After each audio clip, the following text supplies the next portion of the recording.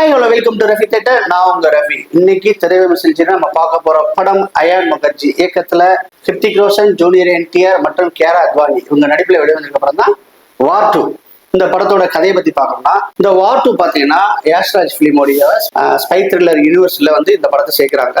வார் 1 2 வந்து இதோடைய கண்டினியூஷன் சொல்றாங்க. ஆனா பாத்தீங்கன்னா நீங்க வார் 1 பார்க்காட்டினாலும் பரவாயில்ல, இது வந்து ஸ்டாண்டர்ட் பிக்சர்ஸ் மாதிரி தான் இருக்குது. ஆக்சுவலி நானே வந்து பாத்தீங்கன்னா வார்லாம் பார்த்து ரொம்ப வருஷம் ஆச்சு. 2019 பார்த்த படம். அதுக்கப்புறம் இந்த படம் பார்த்து என்னை ஒன்றும் பெருசா ஒன்றும் அஃபெக்ட் ஆகல. லாஸ்ட்ல மட்டும் சில சீன்ஸ் மட்டும் சொல்றாங்க, அதுவும் அவ்வளவா கனெக்ட் ஆகல. நீ இப்படி பண்ணா, நீ இப்படி பண்ணான்னு சொல்றாங்க. ஸோ அந்த டைம்ல பாத்தீங்கன்னா வார் 1ல இருந்து எடுத்து லைட்டா கிளிப்பிங் பண்ணிட்டு இருந்தாங்க. நமக்கு அதெல்லாம் வந்து மேட்டரே இல்லை. இந்த படத்தோட கதையை பத்தி பார்க்கணும்னா, ஹீரோ ஹிருத்திக் ரோஷன் வந்து பாத்தீங்கன்னா ஒரு ரா ஏஜென்ட். அவர் வந்து பாத்தீங்கன்னா ஒரு மிஷன் பண்ணிட்டு இருக்கும்போது பாத்தீங்கன்னா அந்த மிஷன் பாத்தீங்கன்னா இந்தியாவுக்கு எதிராக திரும்பும்போது பாத்தீங்கன்னா இந்தியா தேடப்படுற ஒரு முக்கியமான ஆளா வந்து திடீர்னு பார்த்தா ஹிருத்திக் ரோஷன் அந்த இதுல மாட்டிக்கிறாரு. ஸோ இவர் மாட்டிக்கிட்டாரு. அப்ப என்ன செய்யுதுன்னா, இந்திய கவர்மெண்ட் வந்து இன்னொரு ஸ்பெஷல் ஆபீசரை வந்து நிர்ணயிக்குது.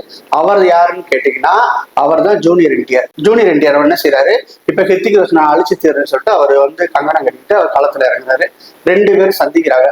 2 பேரும் சந்திக்கும் போது என்ன நடந்துச்சு, உண்மையிலேயே ஹிருத்திக் ரோஷன் வந்து இந்தியாவுக்கு எதிராக திரும்பினாரா திரும்பலையா, இவங்களுக்குள்ள என்ன பிரச்சனை, ஏன் இப்படி ஆச்சு, கடைசி என்ன முடிவுன்னு சொல்றதுதான் இந்த படத்துடைய வார் 2 கதை. இந்த வார் 2 பார்த்தோம்னா மேஜர் ரோல் யார் பிளே பண்றாங்கன்னா உங்களுக்கே நல்லா தெரியும். ஸ்கிரீன் ஃபுல்லா யார் வர்றான்னு கேட்டீங்கன்னா ஹிருத்திக் ரோஷனும் நம்ம ஜூனியர் என்டிஆர் தான் பண்றாங்க. சோ 2 பேரும் என்ன செய்யறாங்க, தெலுங்குல பிசினஸ்ங்கிறதுக்கான என்ன செய்யறாங்க, என்டிஆர் இதுவரை என்டிஆர் லைஃப்லயும் இல்லைங்க, தெலுங்கு இண்டஸ்ட்ரியிலே இந்த மாதிரி ஓப்பனிங் பண்ணிக்க மாட்டாங்க. அந்த அளவுக்கு மாசான ஒரு கிராண்டான ஓப்பனிங் பண்ணிட்டு அவர் வந்து இறங்குறாரு. அதுக்கு மேல ஒருபடி மேல ஏறி ஹிருத்திக் ரோஷனை வந்து பண்றாங்க. அந்த 2 இன்ட்ரோவுமே ஆல்மோஸ்ட் வந்து பாத்தீங்கன்னா 20-25 மினிட்ஸ் புடிச்சு தின்றுதுன்னு சொல்ல முடியும். பரவாயில்லடா, ஏதோ பண்றாங்க, ஒரு மாதிரியா இருக்கு, ஒரு ஜேம்ஸ் பாண்ட் ரேஞ்சில் இருக்குது, ஒரு மார்வல்ஸ் ரேஞ்சில் வந்து சிஜிலாம் பண்ணிக்கிட்டு பயங்கரமா பண்ணியிருக்காங்க. எஃபெக்ட்ஸ் பாத்தீங்கன்னா ரொம்ப நல்லா இருக்கு. சரி, அடுத்து என்ன பண்ண போறாங்கன்னு பார்த்தோம்னா, அந்த கதை வந்து பாத்தீங்கன்னா அங்கிருந்து அப்படியே ஸ்லோவா நடந்துட்டு போகுது. ஆனாலும் பாத்தீங்கன்னா பட்ஜெட்டுங்கிற ஒரு விஷயம் இருக்கு இல்லையா, அதுல வந்து பாத்தீங்கன்னா பிரம்மாண்டம் பண்ணதுனால நம்மளுக்கு ஓரளவு இன்ட்ரெஸ்டாக கதையில வந்து உட்கார்ற மாதிரி இருக்குது. அப்படியே பிளே பண்ணி போயிட்டு இருக்கு. ஒரு கேரக்டருமே பயங்கரமா போயிட்டு இருக்காங்க. இதுல வந்து கியாரா அத்வானி உள்ள வர்றாங்க. அவங்களும் பாத்தீங்கன்னா ஒரு மிலிட்டரி ஆஃபீஸோடைய ஹை ஜெனரலோடைய பொண்ணா வர்றாங்க. அவங்களும் மிலிட்டரியில வேலை செய்றாங்க. இப்ப என்ன செய்யறாங்கன்னா, எங்க அப்பாவை கொண்டது யாரு, நானும் அவங்க டீம்ல வழி வாங்க போறேன்னு சொல்லிட்டு அவங்களும் ஜாயின் பண்றாங்க. அவங்களுடைய போர்ஸ் எல்லாம் ரொம்ப அழகா கியூட்டா பண்ணியிருக்காங்க. ஆனா அந்த அளவுக்கு நம்ம வந்து படத்தோட ஹீரோயின் அப்படிங்கிற அளவுக்கு அவங்க யூஸ் பண்ணாம தான் விட்டுட்டாங்கன்னு சொல்ல முடியும். எங்கெங்கெல்லாம் தேவையோ அங்கெல்லாம் வந்து கியாரா அத்வானி வந்து போயிட்டு இருக்காங்க. ஹிருத்திக் ரோஷனை பொறுத்தவரை தாறுமாறா பண்ணியிருக்காப்ல, அருமையா பண்ணியிருக்காப்ல. எமோஷன்லாம் கொஞ்சமான சீன் தான் வச்சுருக்காங்க. கியாரா அத்வானி அவங்களோட லவ் போர்ஷன் சரி, அவங்களோட ஒரு எமோஷன் போர்ஷனும் சரி, ஒரு உயர்ந்த ஆஃபீஸர்கள் அவங்களுக்குள்ள போர்ஷன்லாம் பார்த்தீங்கன்னா ரொம்ப கியூட்டா இருக்கு, நல்லாவே பண்ணிட்டாங்க. ஹிருத்திக் ரோஷன் வந்து ஒரு வித்தியாசமான ஒரு ஹாலிவுட் ரேஞ்சில் உள்ள ஒரு ஆக்டர் மாதிரி அவருடைய அப்பியரன்ஸ் இருக்குது, நல்லா பண்ணியிருக்காங்க. சொல்லவே தேவையில்லைங்க. ஜூனியர் என்டிஆர் உண்மையே சொல்றேன், மிரட்டுறாப்ல, பயங்கரமா பண்ணியிருக்காப்ல.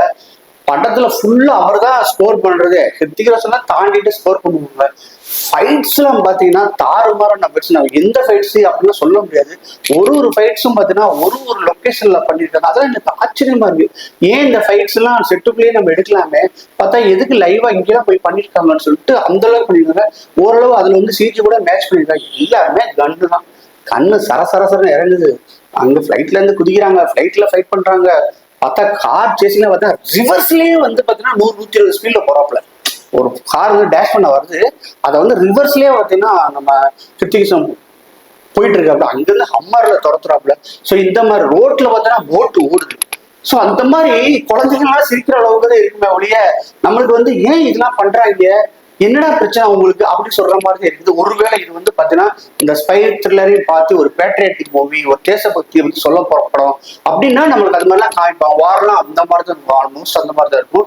இது பாத்தீங்கன்னா இந்த ஸ்பை த்ரில்லர் மூவின்னு சொல்லிட்டு இந்த அளவுக்குலாம் பண்றாங்க. அந்த அளவுக்கு ஒரு பண்ணணுமா அப்படின்னு யோசிக்கிற அளவுக்கு ரொம்ப பிரம்மாண்டம்னா அவ்வளவு செலவு பண்ணியிருக்காங்க, பயங்கரமா பண்ணியிருக்காங்க.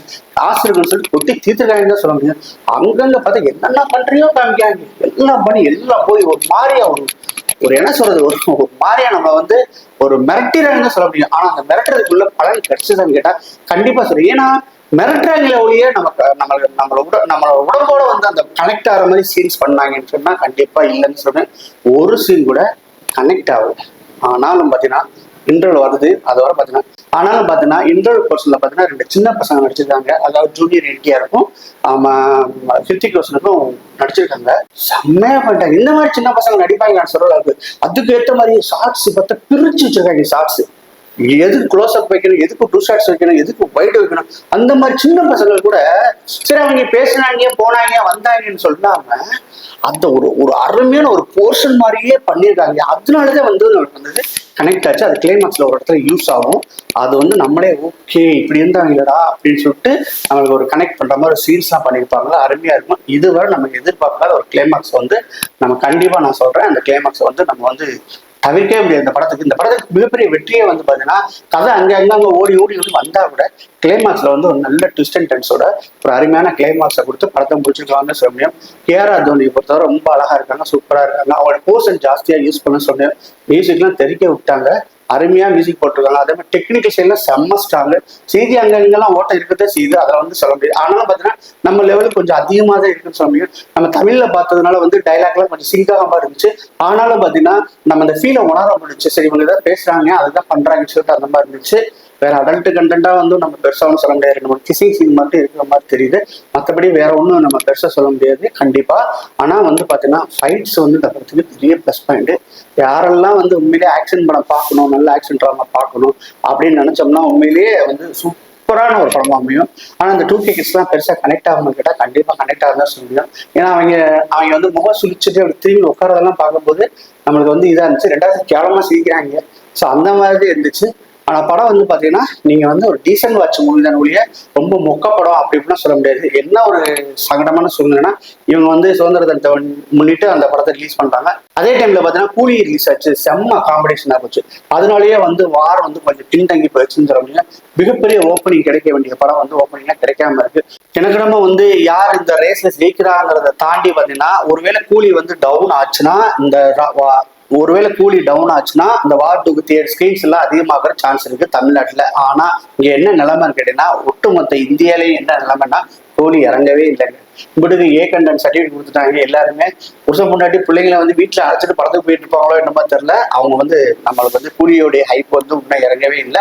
இன்னும் தியேட்டர் ஃபுல்லா எடுத்துருக்கு. தமிழ்நாட்டை பொறுத்தவரை வந்து பார்த்தீங்கன்னா வாருக்கு வந்து எந்த அளவுக்கு தியேட்டர் கொடுத்தாலும் ரொம்ப கம்மியா 10-15% தான் கொடுத்துருப்பாங்க. அந்த அளவுக்கு தான் படம் ஓடிக்கிட்டு இருக்கு. கூலி வந்து இறங்குற மாதிரி இல்லை. அது அவங்களுக்கு வந்து ஒரு பேர் இடியா கூட நம்ம இருக்கலாம். அவங்க நினைச்சிருக்கலாம் கூலியை வந்து நம்ம படம் மிஞ்சிரும்னு கூட நினைச்சிருக்கலாம். ஆனா அவங்க திட்டம் வந்து பாத்தீங்கன்னா தோத்துருச்சு சொன்னேன். அப்படி இல்லைன்னா இந்த படம் வந்து சரியா பெரிய அளவுல பேசப்பட்டிருக்கும். நார்த்லயுமே பாத்தீங்கன்னா கூலியோடைய ஹைப் வந்து கூடிக்கிட்டு இருக்க சொல்றாங்க. ஒன்னும் குறைஞ்ச பாடு இல்லை. அதனால வந்து பாத்தீங்கன்னா வார் வந்து ஒரு ஆவரேஜான ஒரு படமா இருந்துச்சு. நிறைய இடத்துல ப்ரொமோஷனே அவங்க கை விட்டுட்டாங்கன்னு தான் சொல்ல முடியும். அந்த மாதிரி இருந்துச்சு. தெலுங்குல வந்து நல்லா ஓடிக்கிட்டு இருக்கு. நாங்கெல்லாம் பாத்தீங்கன்னா ஆந்திராவில் போய் திருப்பதியில தான் போய் படத்தை பார்த்தோம். ஆந்திராவில் பாத்தீங்கன்னா 3:30 வந்து வார் 2 படத்தை போட்டாங்க. அதுக்கடுத்து 6 மணிக்கு வந்து நம்ம கூலி படத்தை போட்டாங்க. அந்த இப்போ வந்து வர்றவங்களே பார்த்தீங்கன்னா பயங்கரமா கத்திட்டு என்ஜாய் பண்ணிட்டு வந்தாங்க. ஏன்னா அங்கே ஜூனியர் என்டிஆர் இருக்கிறதுனால தெலுங்குல வந்து நல்ல பிசினஸ், ரியலி வந்து நல்ல பிசினஸ் இருந்துச்சு. என்னை பொறுத்தவரை ஃபர்ஸ்ட் டே வந்து பார்த்தீங்கன்னா கூலியை விட வந்து பார்த்தீங்கன்னா வார் 2 அதிகமான ஸ்க்ரீன் கொடுத்துருந்தாங்க. ஃபர்ஸ்ட் டே பார்த்தீங்கன்னா அதிகமான ஸ்க்ரீன் கொடுத்தாங்க. ஆனால் அதுக்கடுத்து பார்த்தீங்கன்னா வார் கொஞ்சம் டவுன் ஆயிடுச்சு. கூலி மறுபடியும் ஏற்றுறாங்க. தெலுங்குலேயே வந்து பார்த்தீங்கன்னா கூலி ரொம்ப நல்லாவே போயிட்டு இருக்குது. ஆனால் வந்து இந்த படம் கண்டிப்பாக சொல்லி அவங்க மோசமே பண்ண வைக்காது. அந்த அளவுக்கு தான் போயிட்டு இருக்கும். இதுதான் வந்து இந்த படத்தோட ரிவ்யூ. இதை பார்த்துட்டு நீங்க படம் பார்க்கலாம் வேணாமான்னு சொல்றது நீங்க அந்த காலை வந்து நீங்க எடுத்துக்கலாம். இந்த படத்துக்கு பார்த்தீங்கன்னா என்னுடைய மார்க் பார்த்தீங்கன்னா 10க்கு 6.8 கொடுப்பேன். மீண்டும் வேற ஒரு மெசேஜ் சந்திக்கிறேன். அதுவரை பாய். இந்த வீடியோ பிடிச்சிருந்துச்சுன்னா லைக் பண்ணுங்க, ஷேர் பண்ணுங்க, கமெண்ட் பண்ணுங்க. ரஃபி தியேட்டரை மறக்காம சப்ஸ்கிரைப் பண்ணிருங்க. பெல் பட்டனை கிளிக் பண்ணிருங்க.